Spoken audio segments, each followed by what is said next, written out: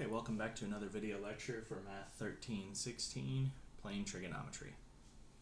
And in this video lecture, we're going to be covering sections 2.2, which is trigonometric functions for non-acute angles. And in order to do so, we need to be able to define what we call a reference angle for any angle given. And the reference angle is defined by theta prime, which is the acute angle formed by the terminal side of theta and the x-axis. So a reference angle has the property that it is always between 0 and 90 degrees. And we can find that by simply taking a angle given in degrees and subtracting 180 from it, or 360 and then 180 from it if it is over 360 degrees, until we find the distance between that angle and the x-axis. Now the x-axis has two measurements in degrees. We have 0 degrees and 360 degrees on the extreme right. We have 180 degrees on the left. And keep in mind that the vertical axis in the positive direction is 90 degrees and the vertical axis in the negative direction is 270 degrees.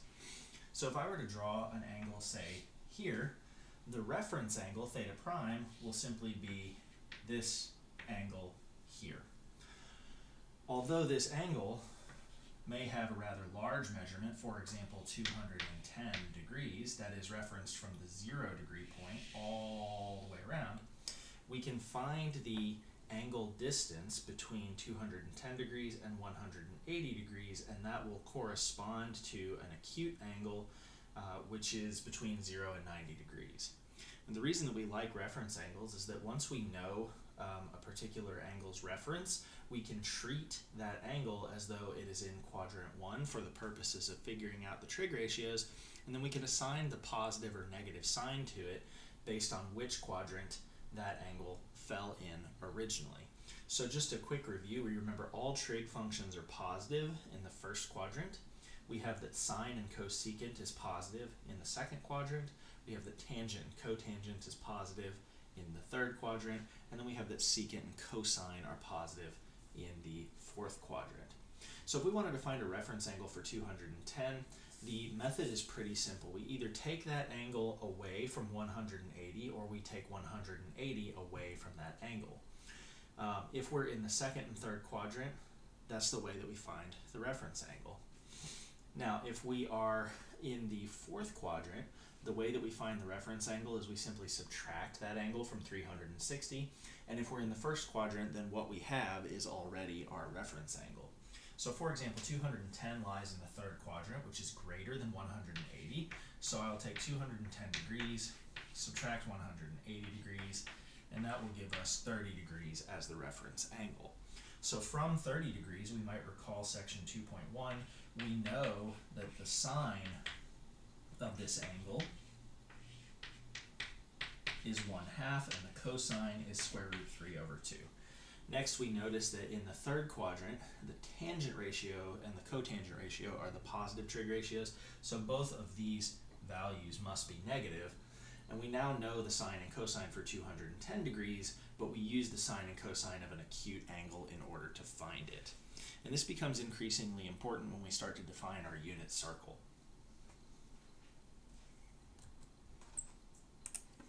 Okay, so I've cleaned up the board and put a nice table here that will tell us what formula we need to use to find the reference angle. This table is fairly easy to memorize, but this is the general idea behind finding a reference angle for any theta in any quadrant.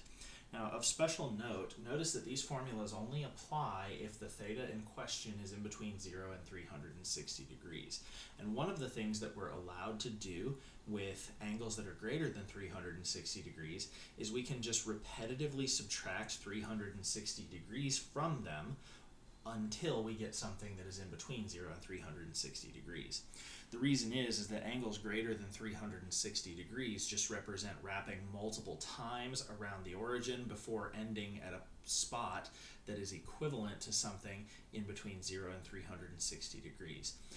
So subtracting 360 does not change any of the trigonometric ratio properties that that angle exhibits. Okay, so for 296, if this was our angle measurement, 296 degrees, the first thing we might want to do is figure out what quadrant this thing is in. So the angles that fall between 270 and 360 degrees are in quadrant 4. Now our procedure for finding a reference angle for something in quadrant 4 is to simply take 360 and subtract the angle's measure from it. So if we take,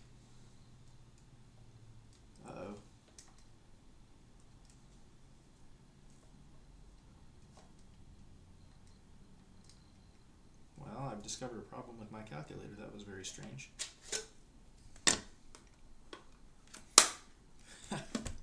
Oops. Alright, well, anyway, if we take 360 and we subtract 296 from it, because our angle is in quadrant 4, we find that 360 minus 296 gives us an acute angle of 64 degrees, and this is our reference angle for that theta.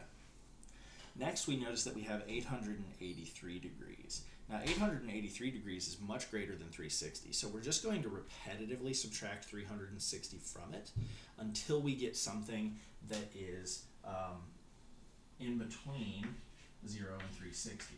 So 883 minus 360 is going to give us 523. Subtracting 360 again is going to give us 163, and now that we have an angle that's in between 0 and 360, we can figure out what quadrant this angle falls in. Now the angle measures between 90 and 180 degrees are in quadrant 2, and so the formula for finding a reference angle in quadrant 2 is to simply take 180 degrees and then subtract our angle measurement from it. So if we take 180 minus 163, that gives us a reference angle of 17 degrees, which is an acute angle that we can determine the trig properties of and then assign the positives and negatives according to what quadrant they originally fell in. Okay, so I've cleaned up the board again, and this is an example problem where we'd like to find all 6 trig ratios for the angle 225 degrees. Now 225 degrees is a number between 0 and 360, which means we're ready to apply our formulas for reference angle. 225 degrees also lies between 180 and 270 degrees, meaning that this angle is in the 3rd quadrant. So if you take 225 and you subtract 180 from it, that is going to give us 45 degrees. 225 minus 180, the formula for a quadrant 3 reference angle, that is 45 degrees.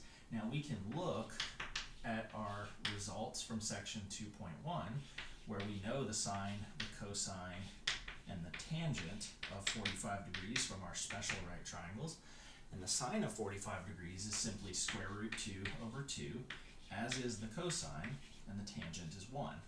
Now notice that we have a quadrant 3 angle, which means the tangent and cotangent are positive, whereas the sine and cosine are supposed to be negative. So I assign negative values to sine and cosine. Then finding the other 3 trig ratios is relatively simple.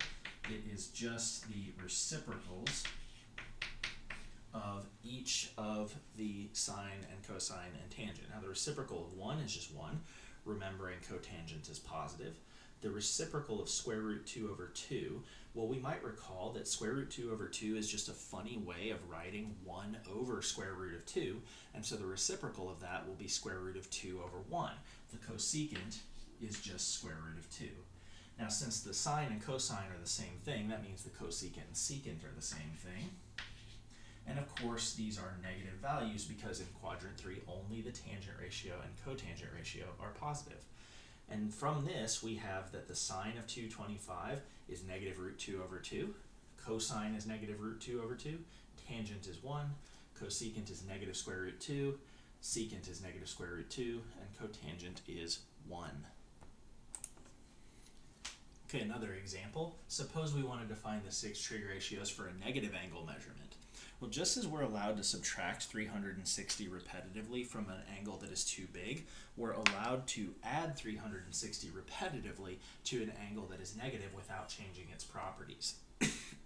So negative 150 is not in between 0 and 360. So if I add 360 to it, you will notice that this angle is congruent to 210 degrees. Well, 210 degrees, if you recall, is in quadrant 3. Quadrant 3, we subtract 180 from our angle measurement to find the reference. So the reference for this is 30 degrees. And we might recall from our special right triangles in section 2.1 that the sine is 1/2, the cosine square root 3 over 2, and that makes the tangent 1 over square root 3, which is the same as writing down square root 3 over 3. Now the cosecant is the reciprocal of sine, which is 2. The secant is the reciprocal of cosine, which is 2 square roots of 3 over 3 when we rationalize. And the reciprocal of tangent, remember square root 3 over 3 is like writing 1 over square root of 3. So the reciprocal of that will be square root of 3 over 1, which makes square root of 3. Then we go through and we figure out, okay, our angle was in quadrant 3, so that means that the tangent and cotangent ratios are again positive. That means we have to assign negative values to all of the other trig ratios. And there we have our 6 trig functions for the angle negative 150 degrees. For 780 degrees, we have an angle which is greater than 360. So remember, we're allowed to repetitively subtract 360 from this thing over and over again until we get an angle that is in between 360. So taking 360 from 780 is going to give us 420 degrees, which is going to, upon a second subtraction, give us 60 degrees. Remember, 60 degrees is in quadrant 1, meaning it is its own reference angle. And 60 degrees is one of the results from section 2.1 for our special right triangles. It has a sine of square root 3 over 2, a cosine of 1/2, a tangent of square root 3, and the cosecant, secant, and cotangent are just the reverse, the reciprocals of these values. So if we take the reciprocal of square root 3 over 2, we get 2 roots of 3 over 3. Square root of 1/2 is 2, and square root of tangent will be, reciprocal of tangent square root of 3 is square root 3 over 3.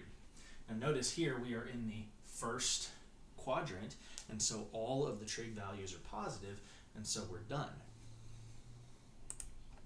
So reference angles are helpful in evaluating complicated trigonometric expressions like this one. So what we have is we have 1, 2, 3 different input angles that we have to determine the specific sine ratio, cosine ratio, and tangent ratio for. And then we can plug those values in, and this will become an algebraic expression, which is much easier to work with. So we might recall that the sine of 45 degrees is already its own reference angle, and we know that the sine and cosine are equal to each other at 45 degrees, so this is simply square root of 2 over 2. And the sine squared notation simply means we take the ratio and we square it after we've determined what that specific ratio is at 45 degrees. So then we have plus 3 times cosine of 135. Well, 135 is an angle in the second quadrant. And in the second quadrant, we know that the formula for the reference angle is just 180 minus 135. So that is the same thing as 45 degrees. Well, the cosine at 45 degrees is the same as the sine at 45 degrees. So that is square root 2 over 2, all squared, minus. Then we have minus 2 tangent of 225. Now 225 degrees is in the third quadrant. So the formula for our reference angle is just we take the angle in the third quadrant, we subtract it from 180, subtract 180 from it, and that will give us a reference, which is 45 degrees. Now the tangent of 45 degrees, remember since the sine and cosine are the exact same numbers, and tangent is sine divided by cosine, that is a number over itself, which is simply 1. So now you notice we have transformed this trigonometric expression by evaluating the individual ratios at the given angles into something that is algebraic. Now, another thing we have to notice here, we did do the cosine ratio of 135, and the cosine ratio at 135 is in quadrant 2, which means this should be negative. Now also we did the tangent ratio at 225, which is not an acute angle, and so 225 falls in quadrant 3, and we know that both tangent and cotangent are positive, so we leave this 1 as a positive.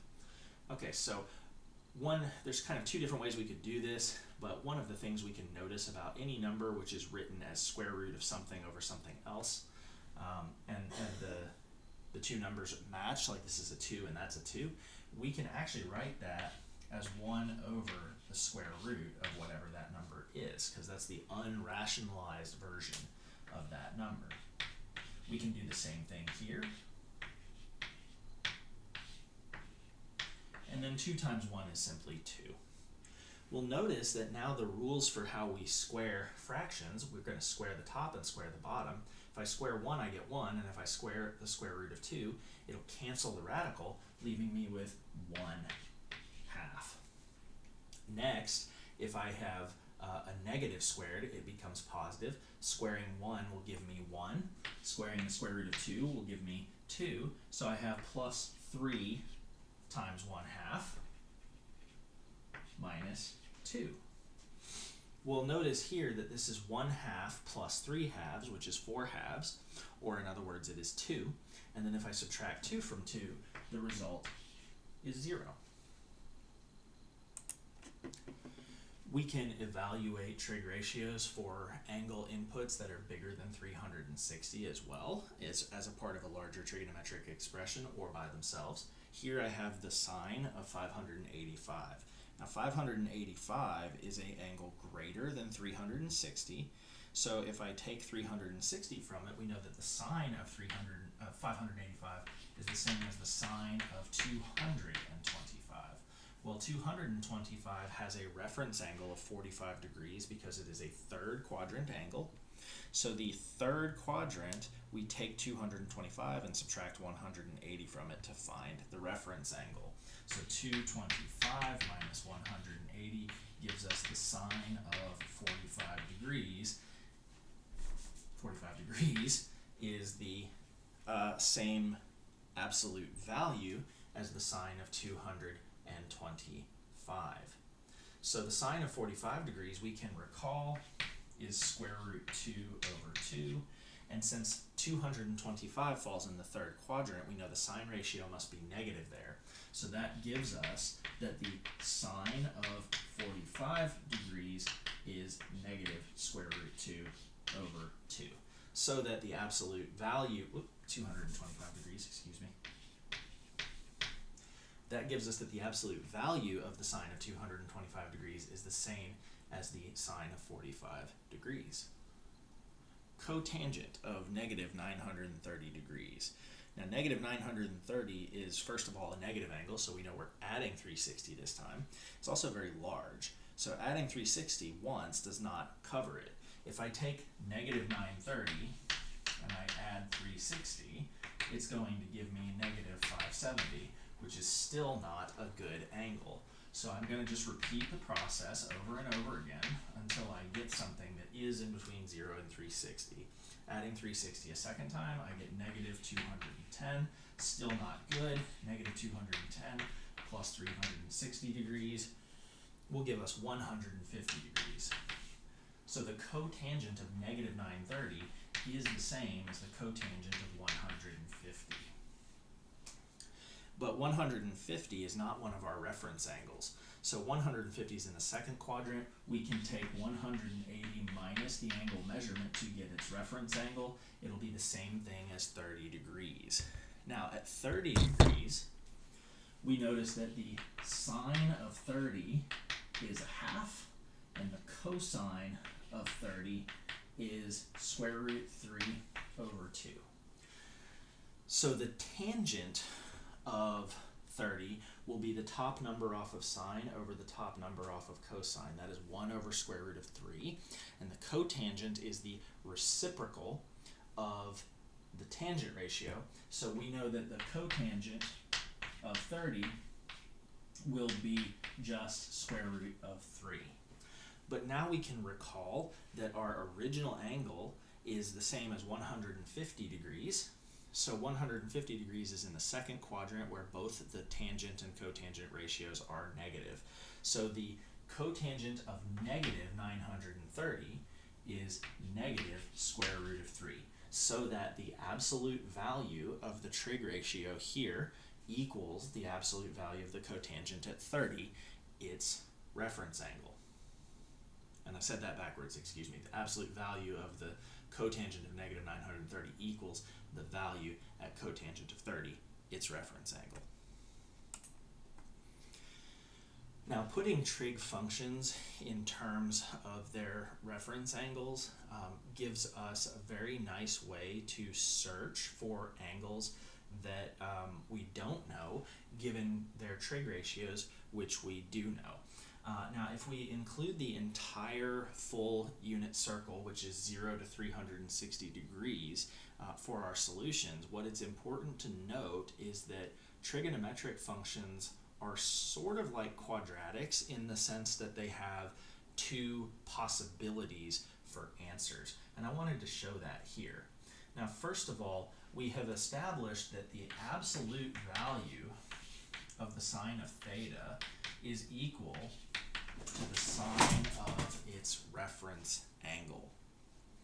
So I know that if I take the absolute value of negative square root 3 over 2, this will just be square root 3 over 2, and I can search for angles very easily in the first quadrant based on our special angles from section 2.1 that have this property. Now I notice here that the square root 3 over 2 was a sine ratio, and so this corresponds to a reference angle of 60, because the sine of 60 degrees will be square root of 3 over 2.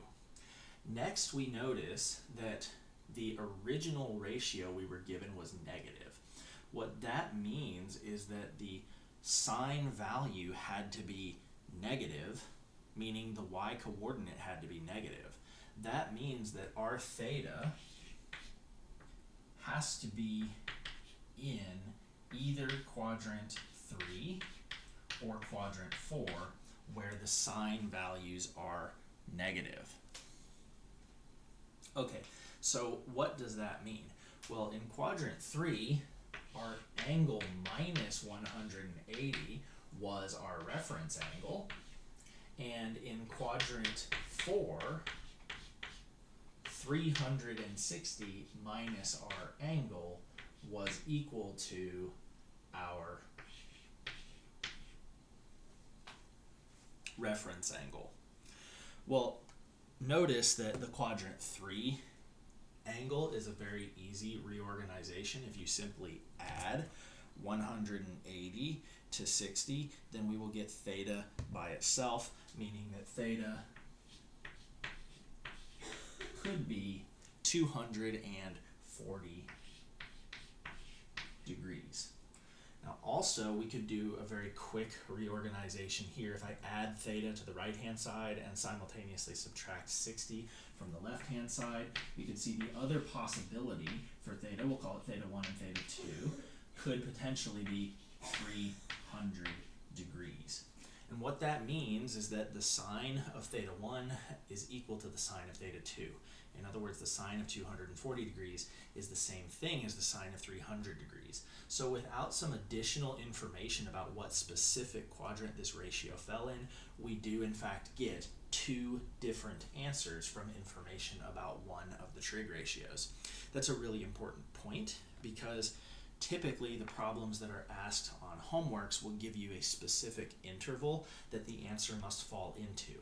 So if I tell you that the sine of theta is equal to negative square root 3 over 2, but that we're only looking for answers in between 270 degrees and 360 degrees, then although there are two possibilities, 240 and 300, I'm only interested in the ones between 270 and 360, which means that theta 2 is our singular answer.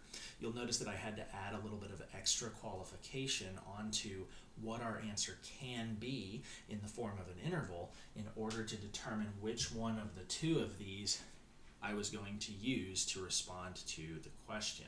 So if it says what are all of the possibilities, notice that there will always be two angles that share the same trig ratio. And it's also important to note that because quadrant 3 and quadrant 4 were the potential locations of our answer, that when we are searching for sine ratios, sines are always the same in a line straight across from each other. So that if you go to 240 degrees and you go straight across in a horizontal line, the next place you will touch a circle, if you are on a circle, you go to 240 degrees, you go straight across in a horizontal line. The other place that you will cross the circle is 300 degrees. Cosines, on the other hand, if we were to do this exercise with a cosine ratio, what you will notice is they are the same straight up and down to each other in a vertical line. So if I wanted to know a place where the cosine was the same as 240 degrees, I could go to 240 degrees, and then I could move in a vertical line on the circle, and what I will get is 120 degrees has the same cosine. So we can always find one of these and then move in either a left-right or an up-down way to find the other ratio. Tangents are a little bit different, and we'll save that for a later section.